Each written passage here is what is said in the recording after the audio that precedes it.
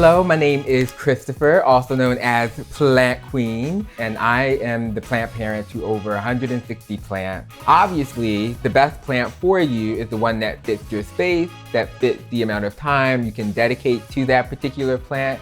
But darlings, I'm going to share with you my top 3 beginner plants. Are you ready? Here we go. So we have plant number 1 on my top 3 beginner plants for any plant parent. It is the snake plant, also known in its Latin name, Sansevieria. This queen is one of my favorite queens because she's so hardy, she's so resilient, and she bounces back from those plant parent mistakes that we often make in the beginning of this journey.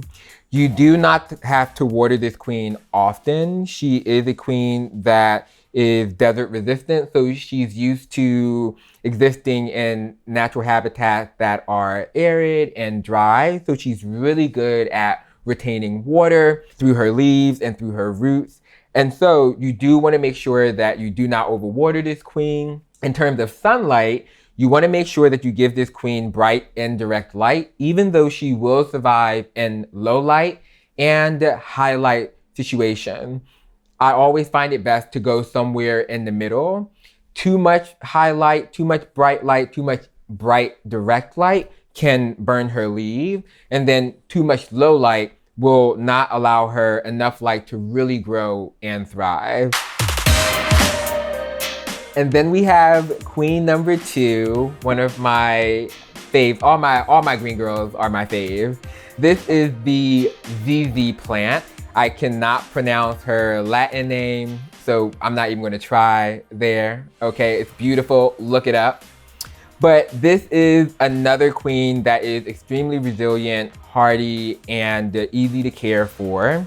One of the things about this queen is that she has little bulbs in her roots called rhizomes, and rhizomes are the parts of her roots that store water. So you do not have to water this queen often. Like the snake plant, the ZZ plant, you can probably water every 10 days in the summer and every 3 weeks in the winter. You want to make sure that you do not overwater this queen because it leads to root rot. And root rot basically happens when the plant is sitting in wet soil or soggy soil, and it basically kills the roots, and that basically kills the plant. So you just want to make sure that her soil is dry in between waterings. And a simple test, a very simple test when it comes to making sure if your plants need water or not, is to take your finger and to stick it in 2 inches into the soil. If the soil feels dry, then she probably needs some water. If the soil sticks to your hand and feels wet, leave her alone and let that soil dry out. And then, darlings, I had to save the best for last. We have the Pathos.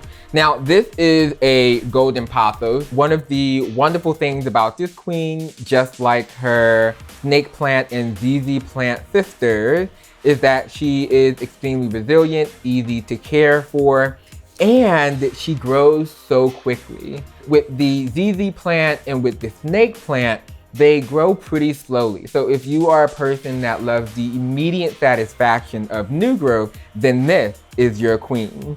And as you can see, she's already growing some little vines, which are absolutely amazing. And one of the fun things about the Pathos is that they are extremely easy to propagate.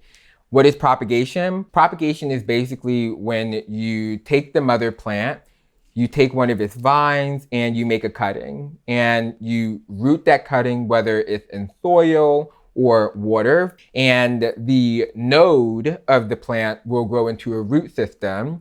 And then eventually you can pot that queen in a pot, and bam, you have a whole new plant. And you can share that with friends, you can share that with loved ones. It's also a wonderful way to continue to green up your space if you're on a budget. So if you don't want to buy any new plant, all you have to do is just start with one, and the possibilities of greening up your space is endless. So for the Pathos plant in terms of sunlight, they can really survive in a bunch of different lighting conditions. So you may find Pathos plants in offices, you may find them in random stores. And the reason that a lot of stores and spaces have this plant is because they're so resilient and can survive in multiple lighting situations.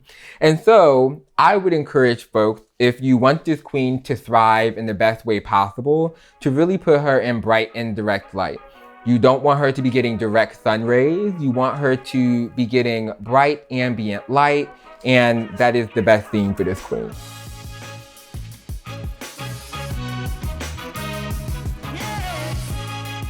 Thanks for watching. If you enjoyed this video, feel free to like and subscribe to stay up to date on all of our latest videos.